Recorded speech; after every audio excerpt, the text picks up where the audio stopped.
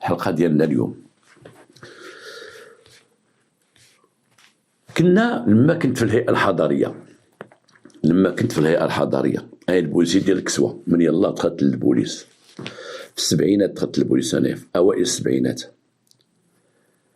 من المهام اللي كانت تعطى لنا، المهم المهام ديال الشرطه بزاف هي كثيره، ولكن من المهام اللي كنا تنقوم بها هي تنعسوا المساجين. لما تيجيبوا واحد مسجون من السجن يجيبوا المستشفى السبيطار تينعس تحت الملاحظه الطبيه، كنا تمشيو نعسوا عليه عادي. كان ديك الساعه في السبعينات كان مسجون تنعسوا عليه في السبيطار، وكان بعض المرات تينعس مع الناس، يكون ناعس مع الناس. اي تكون واحد الغرفه فيها 4 ولا 5 ديال المرضى، ناس عاديين مواطنين تيداواو، وتيكون هو معاهم. بحال مثلا في قسم العظام تيكون هذا المسجون مهرس، تيمشي لقسم العظام تيديروا حنا تنعسوا تما، تتكون حوار ما بيننا وبين دوك الناس والمسجون كذا موانسين، والمسجون راه قدامنا.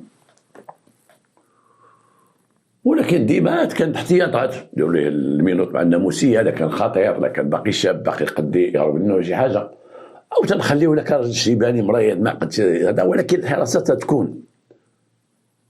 وهنا لما كنا تمشيو للمستشفى كنا تمشيو طيله المده اللي في هذاك السجين هو في المستشفى، اي تنتبادلوا عليه، البوليسي اليوم البوليسي غدا وغدا كذا،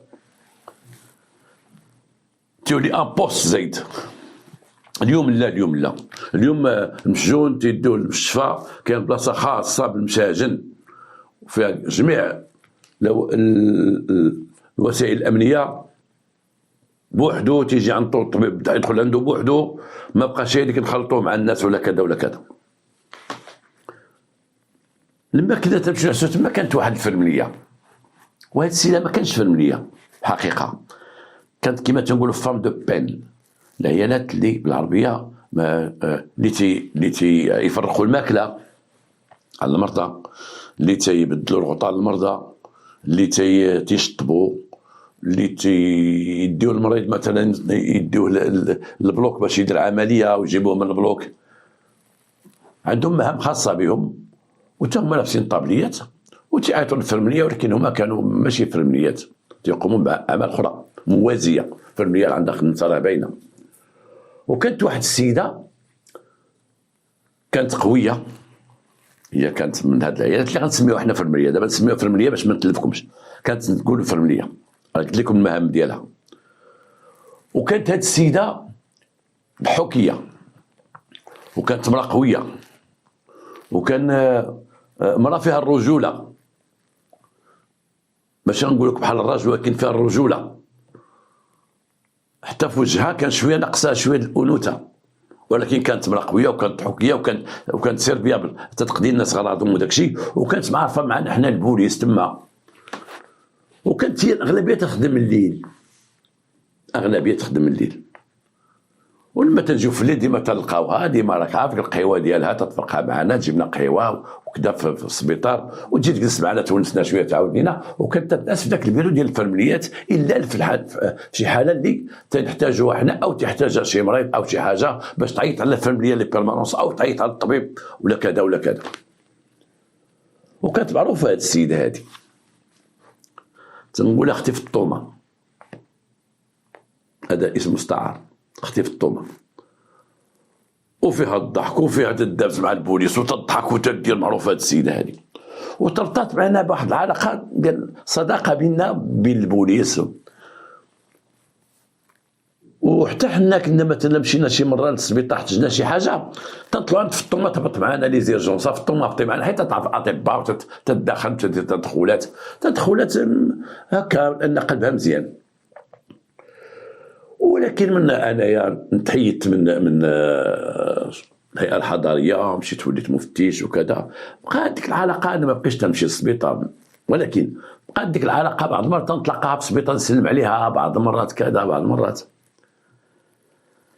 اخيرا تلاقيت انا وياها، وكانت جالسه في واحد المقهى، هي واحد الوليد صغير، تتقول ولد اختها. دخلت معها في حديث، شربت معها قهوه، عرفتها ما تزوجات، وهي مسكينه عمرها ما تزوجات، ما عمرها ما تزوجات. كانت عفيفة، كانت داخل سوق راسها ربما. هي كاين الهيئة ديالها وداك الشيء، ما تزوجاتش ومشات للحج، قالت لي انا حجيت وكذا، مشات للحج وهذا. وجبدنا الحديث تاع ديك الايام الخوالي، ديك الايام اللي كان السبيطار وكذا، وعطاتني وقت وعطيتها وقت، وحنا في ديك القهوه، وكبرات هي مسكينه، كبرات بحالي. وجبدت لي واحد الجريمه كانت وقعات لواحد صاحبتها، كان ذاك الوقت في علمي ديك الجريمه، في علمي الوقائع ديالها، ولكن انا ما خممتش فيها، لان كنت فيها الحضاريه، كان ديك الساعه الشرطه القضائيه او الدائره اللي خدموها، ولكن هي كانت طرف ديك القضيه هذيك. وجبدتها وحكاتها لي بتفصيل هاد الجريمه هذه اللي غنحكي لكم دابا. هاد فطومه كانت هي خدامه كما قلت لكم في المستشفى في السبيطار، وعندها واحد صاحبتها خدامه في الهلال الاحمر. هذيك صاحبتها تنعرفها انا لما كنت بعض المرات تحتاج الهلال الاحمر، لان كانت في هذه المدينه عندنا الهلال الاحمر كان فيه واحد، الهلال الاحمر واحد كان ورا البلديه قديم، ومن بعد ولا واحد الهلال الاحمر ثاني، ومن بعد ولا المستشفى اللي معروف دابا في قنيطره، مستشفى ديال الهلال الاحمر ديال اللي فيه امراض العيون وعمليات وكذا. مي هاد البلاصه ديال الهلال الاحمر اللي تنقول لكم انا كان مجرد مكاتب صغيره، تيجيو الناس يدقوا فيهم البلا، اغلبيه البلا، الا اللي جيو يبدل الفاصمه ولا شي حاجه، كنتو تعرفوا دوك المحلات ديال الهلال الاحمر تدق البلا تتلوي الفاصمه وداك الشيء، ودوك البنات متخرجين من المدرسه ديال التكوين الهلال الاحمر، ماشي فرمليات ديال الدوله ولكن تابعه للهلال الاحمر، ولكن علم تكوين في قضيه ديال التمريض، في الاسعاف، في يدقوا البرا، وراكم عارفين هذا الشيء هذا. كانت عندها صاحبتها تما، وديك صاحبتها انا كنت من الناس اللي واحد النهار مرضت ودزت مره جوج ثلاثه في حياتي، دزت تما ديك الهلال الاحمر تيدقوا لي البرا تما. ديك البنت تعرفها تما قديمه في الهلال الاحمر. هذيك البنت كانت وسيمه وكانت جميله، ديك البنت كانت في الهلال الاحمر ومقرا راسها. وغنعاود لكم كيفاش اللي عارفوا اللي عاودت لي السيده مره غنرجع في الطومه وانا غادي معاكم في الحديث. كانت صاحبتها هي في الطومه، ربما العمل ديالهم قريب هو اللي صاحبهم من النهار الاول، وتقريبا كانت هي مدحومتها وكانت صاحبتها. كاين حنا تنقولوا الصديق، تنقولوا النصارى تيقولوا الفرنسيين تيقولوا لي كاماراد اي امي، كاين لو كاماراد ولا امي. عندنا بزاف لي كاماراد، المعارف لي كاماراد، انت كان تقرا معايا، كان كذا صاحبي يخدم معايا في واحد الشركه. وكاين الصديق لامي، الصديق هو داك الواحد اللي كاين واحد اللي عنده غير صديق واحد، كاين اللي عنده جوج اصدقاء، وكاين اللي ما عندوش، وخلي اللي عنده ثلاثه اصدقاء. ولكن اللي تيهم هو الصديق الواحد لامي، الصديق الواحد ديالك هو داك الصديق اللي تيكون بيناتكم اسرار وهضره وكلام، واللي في راسك في راسه واللي عندك عنده، هذاك هو تيكون الصديق. وهذه كانت الصديقه ديالها، اي صحابات يخرجوا بجوج يجيو بجوج.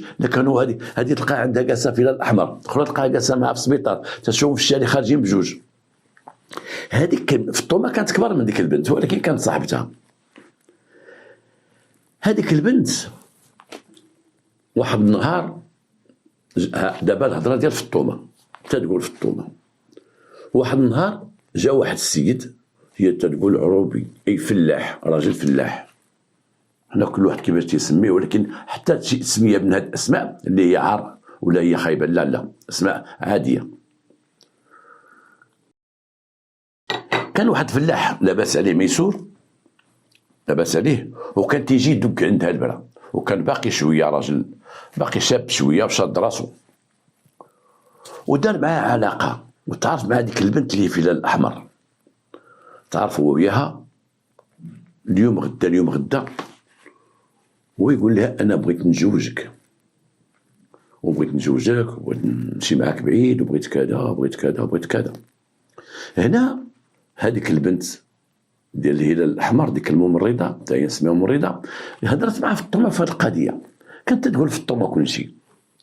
قالت لي راه واحد السيد تيجي يدق عندي برا وفلاح لاباس عليه كذا، وباقي شاب وكذا، وعنده تقريبا شي 33 عام ولا 34 عام وكذا، وقال لي اي حاجه تيجي داك السيد يقولها لها تقول الفطومه. وفطومه شجعتها قالت لها شوفي الا ما كانش مزوج ولا كذا توكلي على الله وتزوجي وهذا انت تشوفي انا ما عندي زهر كنت نرفض هذا ورفض هذا ودابا باقي ما بقيش عندي حتى شي حد وكذا وكذا. البنت عرفت مع هذاك الفلاح وكيما غنقولوا تصاحبت معاه ولا تخرج معاه يدي هنا يجيب لها شي منتوجات فلاحيه، انا غنجيب لك الرمان، انا غنجيب لك الخضره، غنجيب لك هذا. تتقول فطومه كانت من تيجيب لها شي حاجه تعطي الفطومه تقول لها جابوا لي فلان، جاب لي الزبده، جاب لي هاك حقك. بعض المرات تتقول فطومه كانت لما فطومه تعرفت معاه لانه من خلال هذيك كانت تقول لي صاحبتي تذكرها لي تذكر لي بزاف فطومه صاحبتي هو بغى تعرف لا فطومه صاحبتها لان صاحبتها فطومه بقات بعض المرات تخرج معاهم تمشيو شي قهوه تيقول لها وعرضي على صاحبتك فطومه تعرض على فطومه تقول فطومه كنت تمشي معاهم بعض المرات نتعشاو يا ربي نتغداو في شي بلاصه، كنا تمشيو نشربوا قهوه في شي بلاصه وكنت نشجعهم تنقول خصكم تزوجوا وهذا وتوكلوا على الله وكذا وكذا وكذا. هو كانت عنده واحد الدار شاريها هنا في المدينه، وهذيك الدار كانت خاصه به اي غارسونيير اي بريتش كما تيقولوا باللغه السوقيه. ولا تيدي لهذيك البنت الممرضه ديال الاحمر ولا تيديها تما ولا تيديها. هي كانت تقول الفطومه كل شيء وكانت تقول تمشيو للدار تما تنجلسوا شويه تنذكروا تنشربوا مناضه وكذا وتنخرجوا، ولكن ما كانش تقول لها كل شيء اللي وقع. حتى وقعت واحد المشكله ان البنت حملات ودارت واحد 3 شهور هي حامله، ولما كانت حامله كانت تتقلب باش دير معاه حل. تقول لي دير معايا شي حل انا حامله وحامله منك. هو كان تيقول لها شوفي دابا انا ما عندي ما ندير لك، انا نعطيك الفلوس وسيري شوفي شي طبيب يحيدو وانت ما درتيش خطيات، وكان ترد لها هي اللومه. ولكن البنت تتقول لها ودي بويس كنت بغيتي تتزوج بيا وبغيت تكون راجلي وهاد الايام اللي دوزت معاك وعطيتك جسدي وعطيتك كذا وتمشي معاك وتندير معاك وتنفعل معاك هذا، ودابا تتقول لي علاش بغيتي نحيدوه علاش بغيتي نحيدوه كذا كذا. قال لها المهم انا راه مجوج، انا مجوج وعندي بنت والمراه حامله باش نديرك في راسك، وانا راه غنتزوج بك وما حقي نتزوج بك ماشي شغل تا واحد، ولكن حيديه وما يمكنش انا نتزوج بك وانت حامله وانا بغيت ندير بك الكاغيط وانت حامله. هي هزت هاد الهضره مشات قالتها لفطومه قالت لها شوفي انا ما نخبيش عليك انا راه حامله 3 شهور هادي معاه، وانا حاولت درت شي كينات ودرت شي حاجه وما طاحش ليا بنادم، ولكن خرجت لي قود قلت لي انا ما غنحيدوش دير معايا شي حل. ولكن راه قال لي هو مجوج وانا عمري ما عرفتو مجوج، قال لي راه مجوج وعنده بنت ومرته حامله. وانا خفت الدار تقول الخبر وانا شتي وليت تلبس جلابه شويه واسعه وليت كرشي تنخاف عليها تبان، وانا الطبيب ولا تيقول لي الطبيب شفت عنده تيقول لي 3 شهور بزاف تخافك تموتي وانت ضعيفه وانت كذا. دابا اختي في الطومه اللي كان قلت لك في الطومه قالت لها انا غنخرج فيه.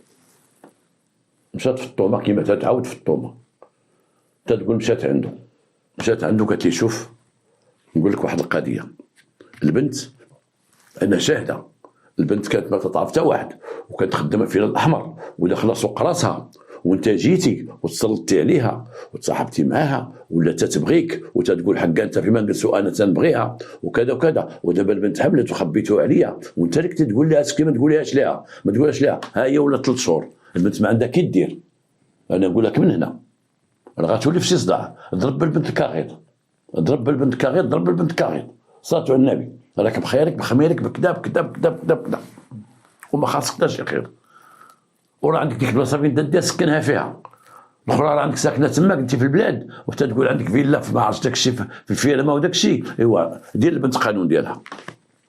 شدات فيه في الطومه وفي الطومه كيما قلت لكم في بدايه الحلقه كانت واحد السيده قويه حنا مجربينها في العمل معها وداكشي، كانت قويه وشخصيه وكيما تنقولوا رجوله. هذيك السيده هذيك رجوله.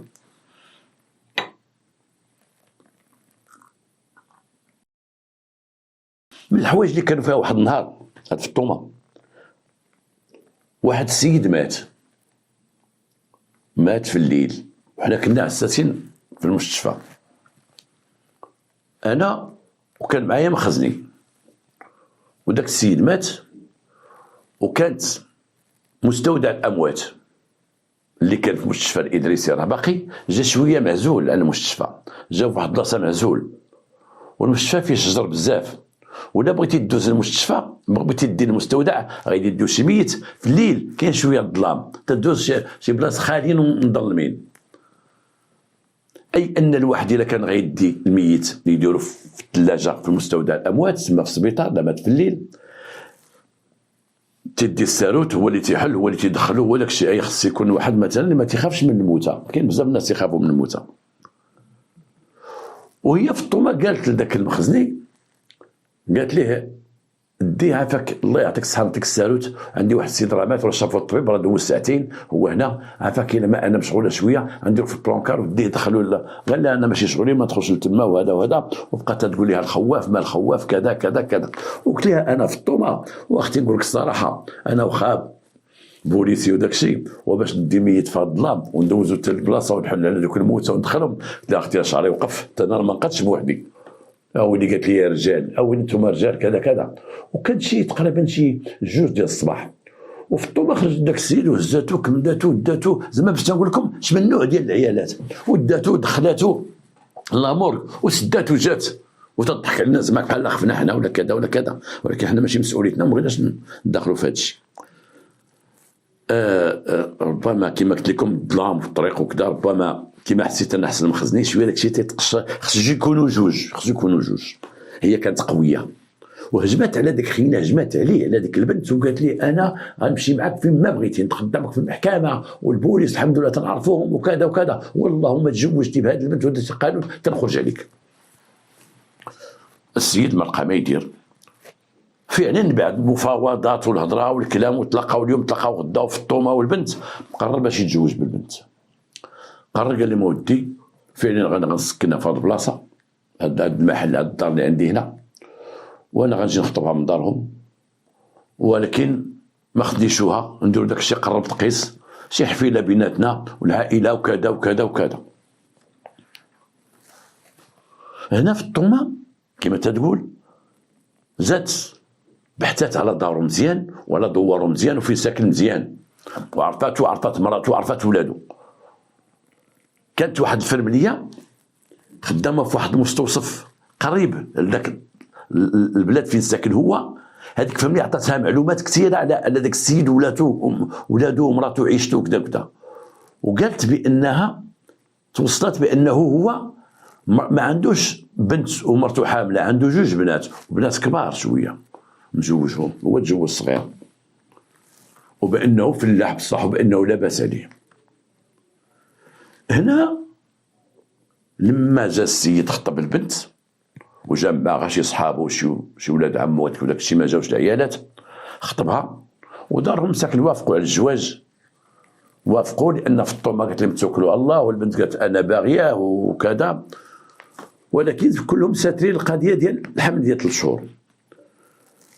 داروا واحد العرس قرب تقيس كما قالت لي في الطومه، قالت لي عرس قرب تقيس، قالت لي انا اللي وقفت على داك الشيء.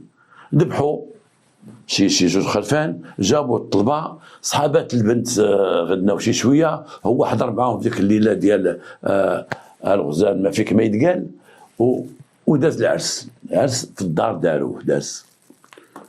البنت بقات مع درمشيه في الاخر، دار ديك الدار اللي هو كان مخليها راسو بوحدو تما سكنها نفس المدينه، وخلى ليها واحد الباب مفتوح، هو انها يمكن تتابع الخدمه ديالها بعدا، دارها مزيانه تبقى خدامه في الهلال الاحمر كما كانت. هي بنت في الهلال الاحمر بديك الحنه وبداك الشيء، والناس عرفوها تزوجات وراه تزوجات، وبانت كرشها بانها حامله. دارهم عرفوا بان ذاك الحمل كان شويه قبل الوقت، ولكن ما عندنا ما نديرو، كلشي سكت، وبقى عايش معها. ولكن ديك العيشه كان حاسبها هو بحال تزوجها بزز، بحال انه كان مضطر يتزوج بها، وكان تيتخاصم معها بزاف، وكانت تيتغوت معها وتقول لها صيدتيني وقولبتيني ودرتي لي الولد بالعاني وكذا لانه لما ولدت ولد. ومرتو سقط الخبار دوزت لها الخبار في الطوبه وسقط الخبار. ولكن مرتو مسكينه بنت ديال العروبيه، مرتو تشوف بنت عائله فقيره كما قالت لها ديك الفرمليه صاحبتها، كانت عائله فقيره وقبلات صارت راسها امام امر الواقع، واخا عندها جوج بنات قبلات وسكتات. المهم راه تزوج في المدينه دبر راسو، انا مقابله بناتي مقابله ولادي مقابله بهيماتي الله يعاونو. وبقات العلاقه وتولد هذيك ولدت ولد، هاد صاحبتها ولدت ولد. ومع الوقت تعرفوا العيال بعضياتهم، الدرات بعضياتهم، اي ديك ديال اللي في العربيه تعرفش مع هذيك، وهذيك بقات تمشي عندها مره والاخرى تجي عندها مره. ولكن العافيه تحت الرماد كما تنقولوا. حتى وحده ما تتحمل ضرتها، حتى وحده ما تقول لك لا حنا بحال الخواتات، انا وضرتك بحال الخواتات. ما كاينش بحال الخواتات. حتى المراه ما تتبغيش راجل يتزوج عليها، حتى المراه ما تتبغي راجل يتزوج عليها، ما كاينش. ولو تبغيها تتبغيها تحت الضغط وتحت القهر وتحت السلطه وتحت التهديد، وتبقى مسكين تبرد قلبها وتزوج الله يعاونو، راه عطيهم يتزوجوا تا 4. المهم انا الحمد لله معامله لي مزيان ومعامله مزيان، الهضره خاويه. وهو بحال تشمت في حياته. لما الاخرى ولدت ليه وحملات بحال تولى قولبتيني، هو كان بغى غير يلعب ويمشي، ما كانش بغى يتزوج ولا كان حصل. وكان في واحد البليه بانه كان تيشرب ولكن ما تيشربش في اي قهوه. كانت واحد الحانه راه باقا في القنيطره، مطعم وحانه بار وفيها ريستورون شويه نقيه وتيجيو ناس نقيين تما. كان تيمشي وهو حسب الناس اللي تعرفوه قال لك كان ديما تيجي مع شي وحده لتما. وانه في ديك البار من بعد بقى تيجيب هذيك اللي تزوجها تما، تيجيبها تيتعزل في واحد البلاصه. ديك البنت اللي من الاحمر تيتعزل هو وياه، لان كانت بنت زوينه وعاطيه في الوجه، وكان بعض المرات تيديها تما ولكن ما تتشربش. كان تيجلس معها تياكل معها تما بعض المرات في الطومه. تقول ايه كان تيديها معها ما تيبغي يشرب ولكن ما تتشربش.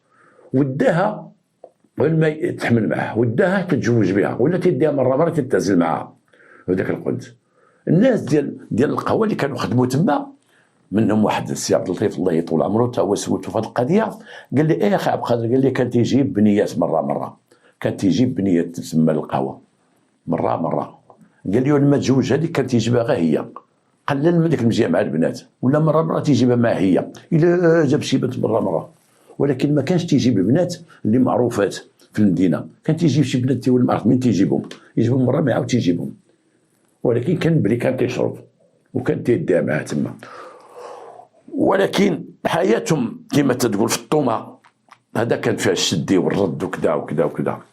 هذيك البنت ولات تطلب بزاف ديال الحقوق ديالها، الاخرى مبرعه في الفيرما وعايشه وعاطيها اللي بغات في الفيرما، وديال اللي تما وديال فيلا في الفيرما، وانا مخلي مكتف هاد 3 بيوت وكوزينه هنا ديال ليات انا وكذا، وبغيت البيرمي وبغيت اخرى. كانت تدافع من حقوقها بزاف. وهذا الشيء نوض ليه هو صداع، لانه عنده ليه في البلاد في العروبيه عنده واحد المراه استقرا ما تضرب ما تتكلم ما تسولو اش درتي وفين فعلتي وفين مشيتي، وعنده وحده في المدينه وبنت المدينه تدافع راسها شنو درتي منين جات كذا الريحه، هاد الشعره لاصقه لك هنايا، هذه سيمانه، هذه كذا، انت درتي كذا. شويه تخلقات الحياه بيناتهم ولا بيناتهم صداع.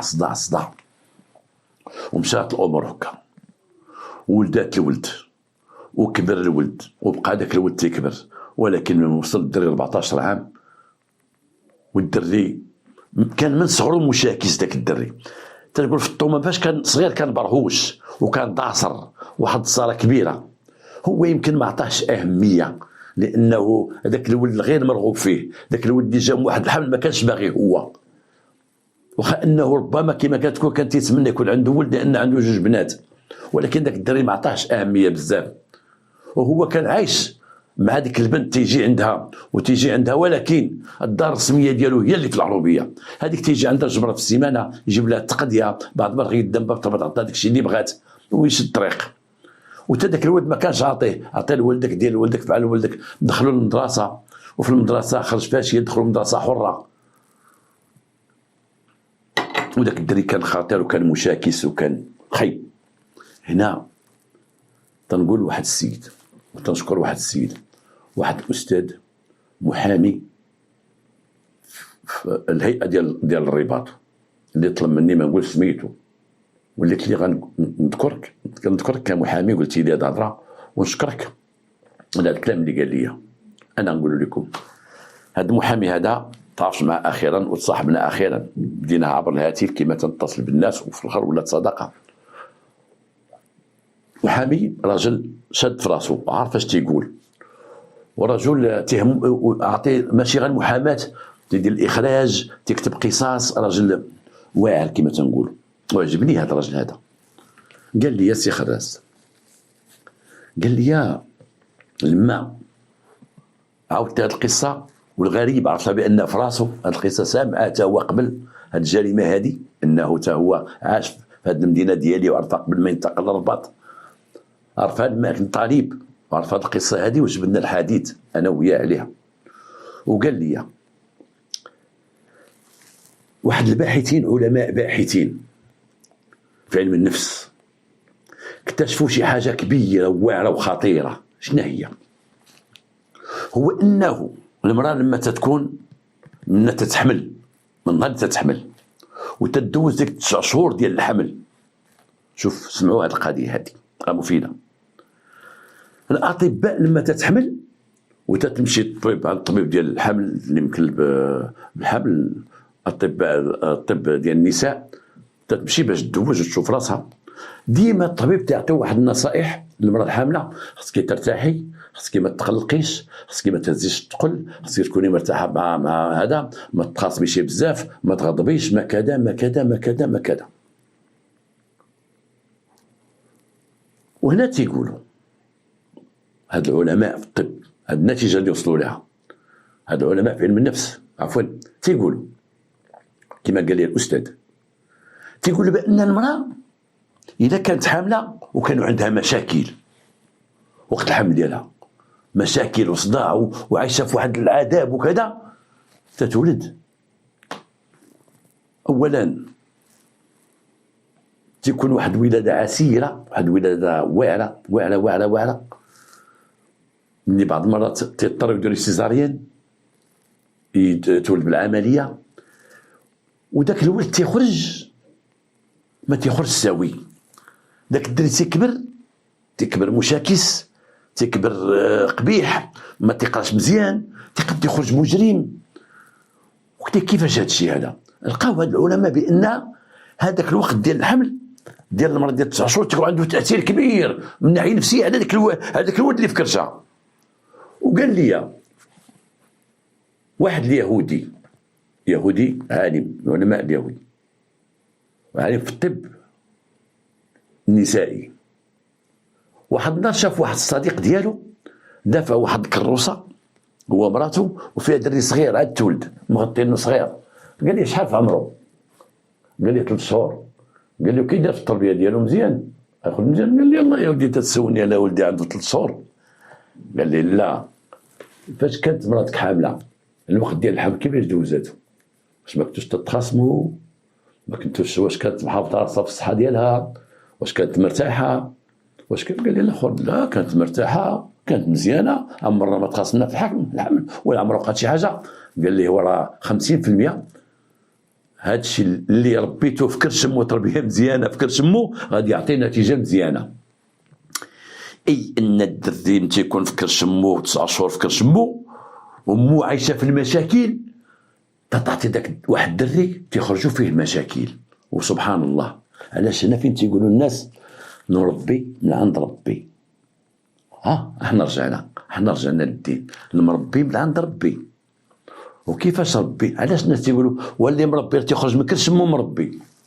هنا قدو نقولوا حيت مو كانت فاش كانت حامله كانت مرتاحه به، وكانت مرتاحه وهانيه، ما كانش عندها صداع، ما كانش عندها مشاكل. وهنا فين تلقاو البنات اللي تيولدوا ولاده غير شرعيه،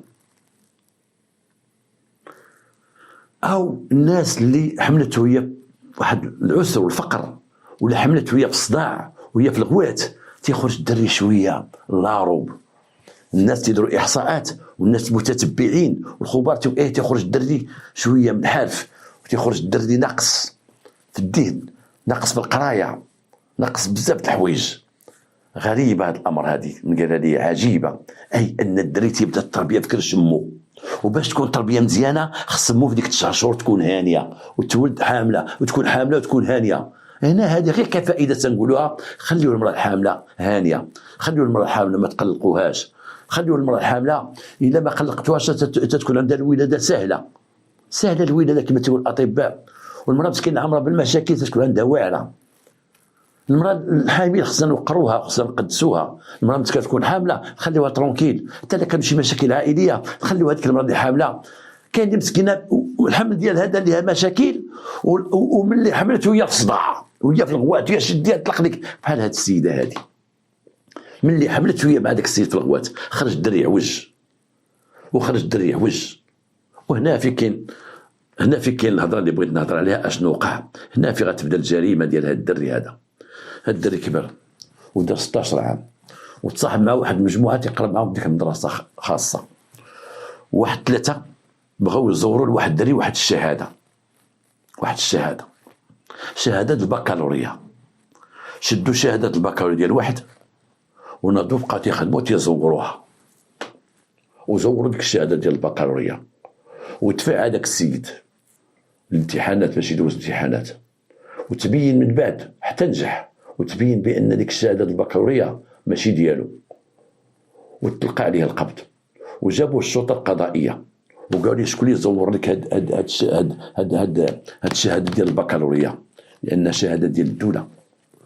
وقال لهم فلان وفلان وفلان، وجبد هاد ولد هاد السيده هادي ولد هاد خينا جبدو، هو اللي قام بعمليه التزوير، هو اللي صوب وقاد ومحا وداروا داك لونكر بلان وداروا التخربيقات ديالهم وصوروها. قال هادو اللي زوروها ليا وراهم تيزوروا للدراري الشواهد ديال البكالوريا، تياخذوا الشواهد ديال البكالوريا ديال تيدبروا فيهم ديال الناس اخرين تيقول شي واحد صوب والد، ولقاهم صوبين بزاف الشواهد. وجاو البوليس وقعوا عليه القبض ومشاو لدارهم تيقلبوا ولقاو في واحد البلاصه بيتيناس ديال الشواهد ديال شي طوابع وديال شي تخربيق وهو في 16 عام. وجابوا صحابو ب3 وقدموهم للمحكمه. شوف الحمل العوج اش عطى، حنا نسميوها في الحمل العوج الله اعلم، حنا غنرجعوا لديك المربي من عند ربي.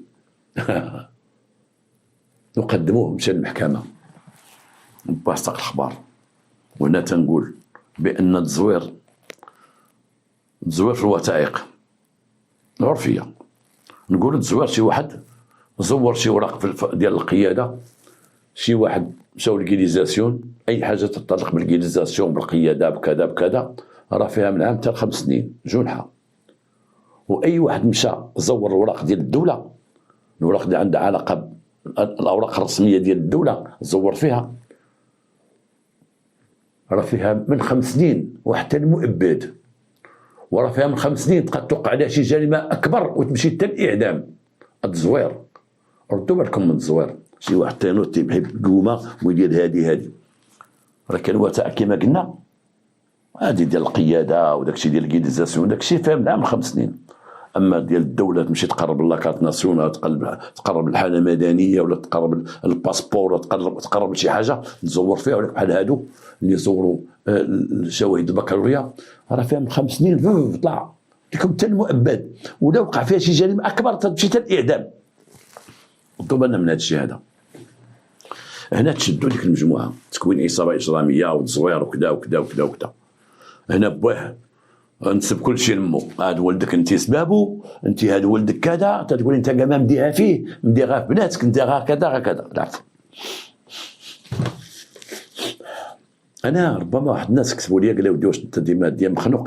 انا عندي حساسيه ديال البولين، هاد الحساسيه ديال البولين تديرها لي في هذا الوقت هذا ديال البولين. الله يشافينا ويشافي اي مريض بالحساسيه او غير حساسيه. هنا السيده بدات تمشي للمحكمه تابعه ولدها، هو تيقول لها اعطيني باش ندير محامي، اعطيني كذا كذا، هو تيقول لها انا ما نمشيش تما نخسر وجهي في المحكمه ونمشي ندخل المحاكم قدام الناس يعرفوني يحترموني والناس كذا كذا والناس كذا كذا.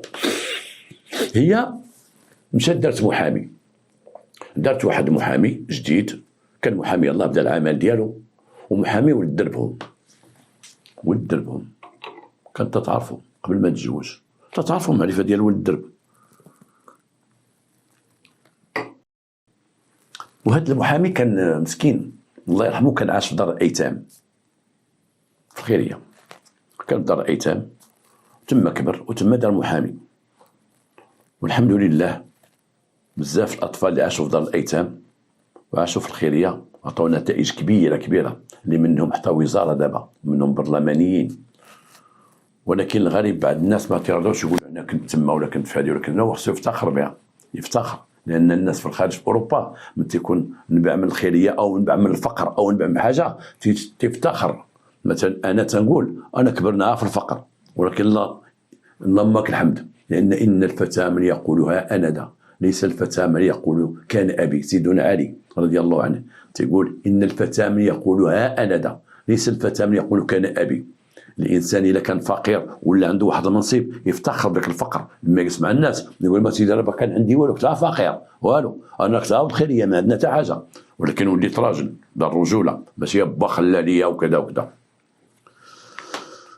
هنا هذاك المحامي دارته هو عرف ذاك المحامي اللي دارته، عرف ذاك المحامي بانه حتى هو تيتردد على البار اللي تيمشي له، هو تيشوفه تيجي، وعرف ان ذاك المحامي بعض المرات تجي معاه شي وحده للبار، سواء تشرب ماء او قد تكون غادي تهضر معاها. ولكن العيالات اللي كانت تيجي تما عيالات نقيين، ربما كان تيهضر معاهم افير ديال الخدمه ديالو، ولكن مره كانت تيجي بشي وحده، هو كان تيجي تيشوفو تما، كانت بيناتهم غير السلام عليكم السلام وصافي، ما تيهضرش معاه. ولكن لما عرفها دارتو وقال لها هذاك راه بعدا البار وتيجي بعيات للبار وتيجي بكذا وتيجي بهذه وتيجي بهذه. قالت لي المهم انا يجيب للبار ولا ما يجيبش للبار ماشي شغلي فيه، انا ولد حومتي وتنعرفوا محامي مجهد، محامي تشكره الناس، ويلاه بداو شحال عنده ديال الكليان والبيرو ديالو عامر، هو اللي تيدافع عليه على ولديه، هو اللي كذا هو اللي كذا. وفين خارجه دابا؟ انا غادا عند محامي، فين جاي؟ انا راجعه من عند محامي. الدري بقى في التحقيق مع ديك العصابه اللي معاه، الدري بقى في التحقيق طول، لان التحقيق تيبقى عام ونهار ديال التحقيق طول. ديك المده كلها ديال التحقيق وهي تمشي عند المحامي، انا غادا عند المحامي، انا جاي عند المحامي، انا غادا عند المحامي، انا جاي عند المحامي. شي مره شي واحد قال لي انا شفت مرتك مع المحامي في الطوموبيل، شفتها جا للدار تلاقى بها، قال لي معاه كنتي اليوم غادا في الطوموبيل؟ قالت لي مع المحامي. واش ركبك معاه؟ هذا معاه تلاقيت معاه في المحكمه وقال لي يلاه معايا المكتب، زدتو شي حاجه وكذا كذا. كيفاش تركبي مع المحامي في الطوموبيل؟ وليتي تركبي مع المحامي في الطوموبيل؟ واش جاب البيرو ديالو للطريق فين شافت السيد صاحبي؟ انتوما دايزين من لهيه وتقول لي انت انا غادي بك كذا كذا. حنا دخلنا في هضره اخرى ودخلنا في كلام اخر. خصك تحيد ذاك المحامي. ما نحيدش المحامي، هو اللي شاد الدوسي، ودبر راسك انت وياه، انا ما نعطيك لا ريال لا جوج، تعطيني ما تعطيني كذا ما كذا. فين غادا؟ انا غادا عند محامي. منين جاي؟ انا جاي من عند المحامي. ولا تيدخلوا الشك في ذاك المحامي، ولا تيدخلوا الشك. عنده واحد صاحبه من دوك الهضاره بزاف تيهضروا، وكان هاد صاحبه لما تيتلاقاو في ديك البار تيعاود ليه بعض الاسرار بعضياتهم. وقال صاحبه شي مره كيما تتعاود في الطومه، قال لك شي صاحبه هذاك اللي قال ليه راه مرتك شتها، ولا تيزيد عليه. مرة تتشق تيقول ليه، مرة تيقول ليه وراه عاود شفت مرتك عاوتاني معاه ليه وهذاك راه خطيره صاحبي، هذاك تيجي بعيد هنا الرجال تيدخل من البار قدامي، شفتو قدامي كذا، كان تيعمرو. ولا تيجي عندها شفتك عاوتاني مع المحامي، ودي ما مشيتش عنده، صاف نسيت شافك اللي ما يكذبش، شد لي نطلق لك. تحكم الدري، تحكم 3 سنين. المحامي جا عند السيده لما كانت حاضره في الجلسه وهناها، قال لها الحمد لله الدري خدا 3 سنين. ويلي ما ولي، قال لها الحمد لله الدري خدا 3 سنين. خصها تحمد الله، لان هذه الجريمه هذه 3 سنين راه ظروف تخفيف، بحال القاضي دار شي ظروف تخفيف باش عطاه 3 سنين، اما كان لصق ليه 15 عام ولا يزيد لان راه جنايه. وهنا تنقول واحد القضيه، بعض الناس تيصحابوا المحامي تيحكم، هو اللي تيحكم.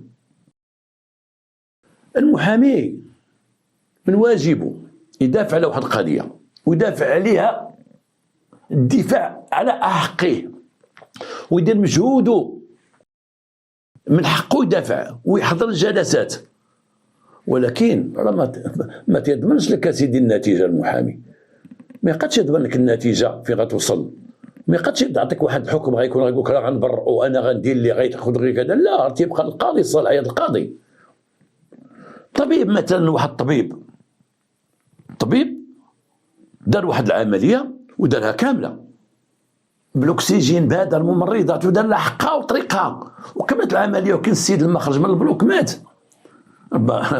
ماشي على الطبيب نقول له انت قتلتيه، من خرج من البلوك مات، والطبيب دار العمليه كامله. راه كاين المحامي اللي تيدير قضيه كامله تيكملها على حقها وطريقها، والدفاعات والمرافعات وداخل خارج وكذا، ولكن في الاخر المسجون تياخذ واحد العقوبه، تيمشي للحبس. حنا هنا بعض الناس، نعم كاين بعض المحامين نقولوا مثلا لعب عليا، دار لي هما واحد القله، ولكن بزاف المحامين اللي معقولين وتنعرفهم انا بزاف ناس معقولين، جول المحامون معقولين وتيخدموا خدمتهم، ولكن ما يمكنش هو يتحكم في القاضي، يقول القاضي واعطيني قدا وقدا واعطيه براءه واعطيه كذا، ويدير تيخدم على حقه. وبعض المرات مثلا كان واحد مسجون او واحد الضنين اللي تشد وتقدم محكمه وتشوف بان الحكم خصو ياخذ فيه 5 سنين وتاخذ عامين، المحامي تيفرح لان تيشوف 5 سنين او 10 سنين تاخذ عامين، تيخرج عند عائلته تقول وانا سلامتكم عطاو غير عامين. وكاين بعض الناس ما تتقبلوش، وعلاش عامين وما ما يخرج براءه، وعلاش ما يخرجش براءه وقت يطلب ليه البراءه، ويهضروا في المحامي ما حضرش، ما كانش تحضر بالجلسات، كان بيع الماتش، المحامي كان دير واش المحامي تيحكم؟ والمحامي تيحكم تيفرح بواحد الحكم تعطاه لواحد تحكم بعام تحبس، تيخرج فرحان، وقت الاخر عرف شنو هو شحال كان غيتحكم الاخر، تيشوف عام تقول ما صاحبي كاع وعطيناك صاحبي 500,000 فرنك وزدناك 2000 درهم وزدناك 1000 درهم، في الاخر تحكم بعام، وراه كان غيتحكم ب20 عام. انا بعض الناس غالطين في المحامي، تلقى المحامي مسكين خدام تيضرب الجهد ديالو كذا وكذا، والاخر ما يتحكم شي حكم ما يعجبوش. حيت المحامين انت نقول هنا واحد الرساله للمحامون، اقول ليه في الاول ولا شوف هذه القضيه ديالي غندافع عليها، ولكن ما تسناش البراءه، نقولها لك عندنا 2% ديال البراءه، ولكن هاد الجريمه بحال اللي دار ولدك ولا دارت بنتك، هاد الجريمه راه فيها من 5 سنين ل 10 سنين، رد بالك، راه فيها من 5 سنين ل 10 سنين، فيها من 5 سنين 30 عام، رد بالك. انا غندير مجهودي باش نخفف وباش ندير باش هنا من يجيب لك جاك النهار الاولى باك مجهودي ودرت مجهودي. راه كاين محامي نجح في واحد القضيه، والناس دوك الناس اللي وكلوه تصحابوا سقط. كان المحامي تيخرج ناش مثلا واحد تيتحكم بعامين تيخرج فرحان تيقول الله عطاوني عامين، وواحد تيخرج والاخر في الباب تيقول او عامين اش عطاو عامين، واش درتي هي ما درتي والو. للاسف تنحيي الهيئه ديال المحامون في المغرب كامل. عندي ثقه في المحامون ديالنا حنا في المغرب، عندي فيهم ثقه انايا وقادين شغالاتهم.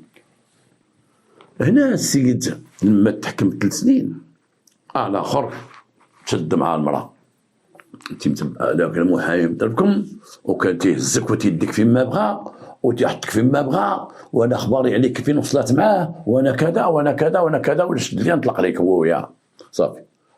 قال لها صافي انا اش غديري؟ ياك ديري مشى للحبس. قالت لي انا غنستنف على ولدي، ولا المحامي قال لي غيستنف وغيدير كذا كذا، يقدر مشى للحبس. انا لا نعطيك براتك، صلاه النبي القانون راه باين، انا غنطلقك. هنا ولاو تيهضروا في الطلاق، هي ما بقاش ولدها مسدود وراجلها بغى يطلق، اللي هو باه بغى يطلق، المراه ولات في حاله علم بها الله. ولكن الراجل ما وقفش على هذا الحد، الراجل ولا هز فكرته بان المحامي صاحب مراته. المراه لما شافت راجلها طلق من الدري ودا بقات تابعه ودا مزيان وتابعه ودا، هي غادا عند المحامي وجايه من عند المحامي والمحكمه وتتقلب على الاستئناف، الراجل صافي هو براسو تاكد ليه بانه ما بقاش تيهضر معها، ما بقاش تيكلمها في الدار، تيقول لها من جي ما تهضريش معايا، نحط لك 2 فرانك ديالك لهي فوق الطابله باش تاكلي انت وداك البروش، ما تهضريش معايا ما تكلميش معايا. ما بقاش تيعاشرها. واحد النهار دخل الدار ما لقاهاش، بقى جالس في الدار ويدخل هو يسبب ديك الكلمه ديال العاهره، فيك انت يا فيك انت كنتي عنده، عاد جايه من عنده، ما كنتيش عنده دابا. قالت لي كنت عنده. ما كنتوش واقفين حدا كذا كذا. هو داز شافها واقفه معاه، ولكن ما كانش راجل يهبط يسلم مع السيد يقول اش تدير، شافها بصح قال لها شفتكم واقفين انت وياه وغادي تهضروا وزدتوا شدوتو طاكسي ماشي طوموبيلتو. فين مشيتو؟ مشينا عند واحد الاستاذ اللي هو قاضي وغادي يطلبوه رغبوه، قال لي دوزي طلبيه ورغبيه وكذا. هو صافي تاكد ديك الساعه بانه المراه عندها مع المحامي، وانها صافي تاكد. خرج ذاك النهار سبا وعيالها ورش شي معرف في الدار، وخرج مشى في حالته. السيده اتصلت في الطومه في الليل وجات عندها في الطومه تاع الدار، هي تجي عندها في الطومه، عاودت لها داكشي اللي وقع. وكانت ديما تعاود في الطومه، راه شك فيا مع المحامي، راه دار لي مع المحامي، رفع لي مع المحامي، راه دابا انا ركبت انا المحامي قال لي غنمشيو عند واحد القاضي طلبيه ورغبيه، وداني مشى طومبيتو خاصه داني في طاكسي، هو دا شافنا وكذا. اخويا تقول لا ما كنتيش تمشي معاه، ما كنتيش كذا، ما كنتيش انت تعرفي هو شاك فيك وكذا. لا انا ولدي ما مشيش للحبس، هو بغا ولدي يمشي للحبس، دابا حنا واقفين على الطلاق، لا بغا يطلق انا ولدي كذا كذا. لغد جا في واحد الوقت في الليل شرب ودخل لواحد البيت فيه واحد الفيترينا، وديك الفيترينا فوقها واحد ماريو كبير فيه شي ممع تما قدا بشي حوايج، ودار واحد الكرسي بقى تيقلب تما، هي غير تشوف فيه، بقى تيقلب ويقول لها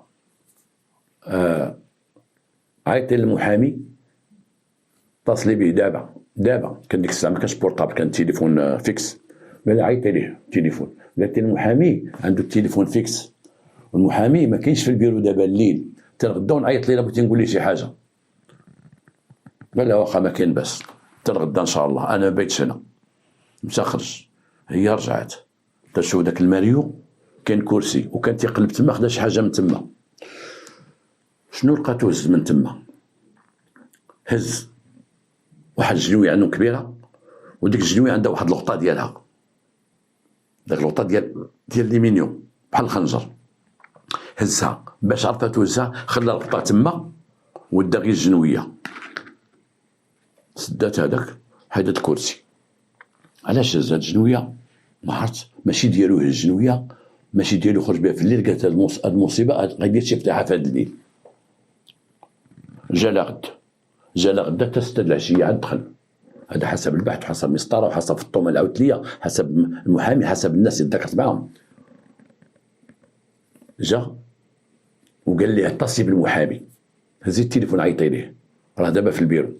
وكانت 6 العشيه، جاوبها المحامي قال لي اريه ليا، قال لي شريف لاباس بخير صحه لاباس، شوف راه لقيت كلامك عندك الصح، وداك الحبس اللي عطاوه راه زعما خصو اكثر، الله يكثر خيرك، انا بغيت ندوزك شي امانه، الله يعطيك الصحه، انا دابا بعيد راني في العروبيه، وراه غنجي عندك باش نتلاقاو عندك في البيرو. اتفقوا، قال ليه ودي نتلاقاو مع 8 نتلاقاو، تسناني مع 8، هذاك تيطلب المحامي تسنى مع 8. المحامي قال له ودي انا غنخرج شغلي وغنرجعوا مع 8 نتلاقاو في البيرو.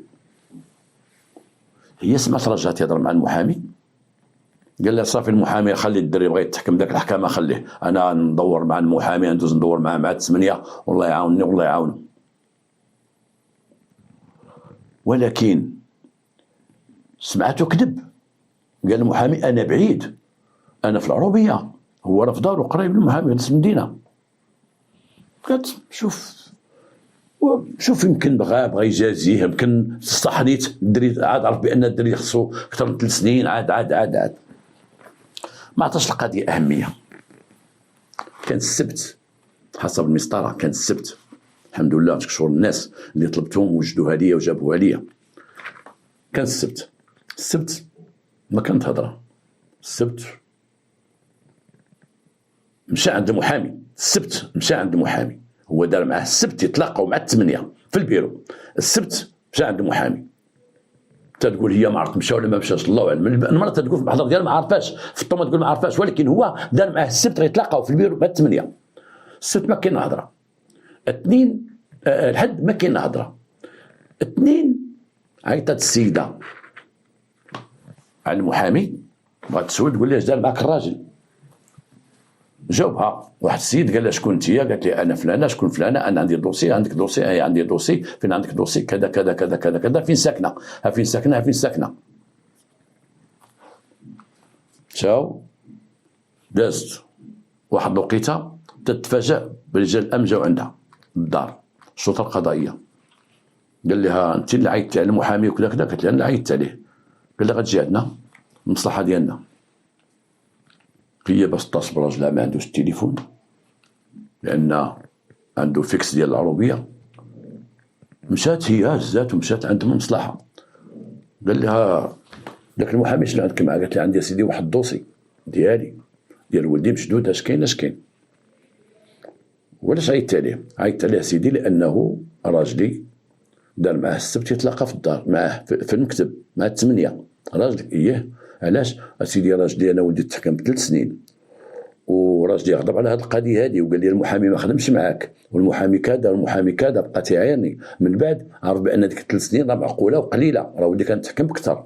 وجا ذاك النهار وجا للدار هو تيشرب جا شرب وقال لي عيطت للمحامي وعيطت للمحامي ودوزتو ليه وقال لي نتلاقاو مع 8 نهار السبت عندك في البيرو. انا راه اسمح لي هذيك المعامله كنت نعاملك وراه داك شي امانه نعطيها لك وداك الحبس اللي عطاو ولدي راه مزيان انا راه قابلينه. ومشى عند المحامي والله اعلم انا عرفت السبت راجلي مشى عند المحامي كيما دار معاه في التليفون. دار له محضر لان هي اتصل التليفون تتصل في البيرو. اي واحد في البيرو خل البحث لان البحث ما عطاش ما خلى لا بصمات لا موليه به ما عطاش. طلقوا ان البوليس يلتعطون البوليس يضربوا اطور طرافير مساو المحامي مقتول في المكتب ديالو تيجريو هنا وهنا وهنا وهنا لانه حتى واحد ما شاف شي واحد دخل عند محامي حتى شي واحد ما شاف شي واحد خارج من عند محامي خص البحث. هنا وقعت واحد القضيه غريبه ان البوليس لما اكتشف المحامي مقتول في المكتب ديالو من الناس اللي سولوا من البوليس هو واحد مرسكه تيشوف في المحامي. داك مرسكه سولوه على تما واش في شي واحد نهار السبت في العشيه. قال لهم ودي نهار السبت في العشيه هو من عادته تيخرج مع الخمسه تيمشي في حالته ولا 6 وطومبيتو تيحبسها. كاين واحد تي باركينغ تما صغير قدامهم التريطوار من بعد شويه من الطريق تما تيحبس وتيقطع الطريق باش تيطلع المكتب ديالو. قال لهم انا جاي عندي مع تقريبا 7:30 8 وطلب لي واحد الباكيه ديال الكارو عطيتها ليه وخرج قدام الباب وشعل الكارو بقى تيكبي واقف وهذا الكارطاب ديالو. واحد الوقت هذاك مول الحانوت عنده تليفون فيكس وداك التليفون تيستعملوه الناس. هاد بزاف الحوانت كان عندهم تليفونات فيكس بكري تيستعمل اي شي واحد تيستعملو تيخلصوا بمقابل. واحد الوقت قال لي عطاك التليفون قال لي بلاتي واحد المره خدت تهضر فيه. قال لي واحد خينا صمرنا هنايا هكا قال لي واحد خينا صمرني هنايا ورجع وقف شويه ديك المره سالت التليفون مشات وداك مول الحانوت قال للمحامي اجي تهضر ويقول لا صافي هو جا. قال لهم بان لي واحد السيد جاب واحد البيكوب ووقف ومشى عند المحامي وقطعوا بجوج طريق وطلعوا عند المحامي. واحد الوقت تتقول انت بان لي البيكوب مشات والطوموبيل المحامي بقات والبيكوب مشات. هادشي اللي انا في راسي حتى تكسرت في الجثه نهار الاثنين باش تلقاوها الناس اللي جاو تما فتح الباب ولقاو الرجل ميت. هنا بقى في يديهم هذيك المرة اللي قالت راجلي دار معاه رانديفو وتبين بان السيد تقتل بالسبت وبان اللي عندهم في يديهم هو داك البداوي داك الفلاح بانه هو اللي كان داير معاه رانديفو وهو اللي جاي عنده من خلال مرسكه اللي قال بيكوب هاكي دايره. رجعوا للمراه قالت لهم عنده بيكوب راجلي هاكي دايره مشاو جابوا داك الراجل وجابوا ديك البيكوب. جابوا الرجل جابوا البيكوب عرضوا على مرسكه قال هي هذه البيكوب سيدي وهذا هو السيد اللي طلع معه هذا هو اللي شفتو طالع معه.